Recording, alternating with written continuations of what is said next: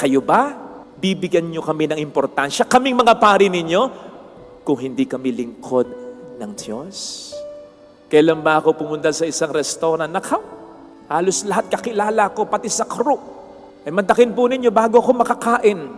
Lahat nagpa-picture. Sabi ko, para hindi magulo, ako na lang. By table, pupunta ako. Ay talagang yung fast food chain, parang naging birthday venue ko. Hindi ko naman birthday. At ang lahat, Father, anong order mo? Father! Nako, sabi ko, pag pinagbigyan ko kayong lahat, maimpatyo ko. Naranasan ko pa yung sa Starbucks, may nagduelo sa harapan ko. Duelo! Pabilisan ng bunot. Kasi ililibre ako. Hindi ko kakilala, kilala lang ako. Muntik pang magkauntugan sa cashier.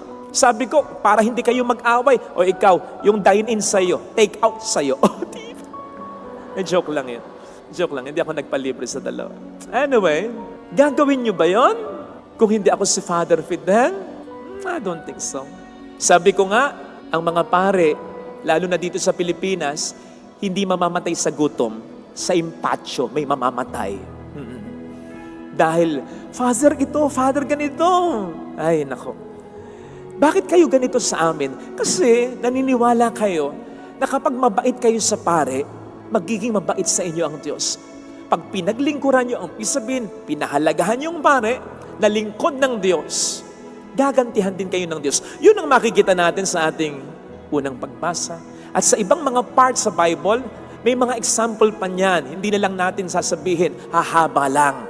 At naniniwala din naman kayo na kapag binigyan nyo kami ng pagpapahalaga, papahalagahan din namin at ipagdarasal din namin kayo.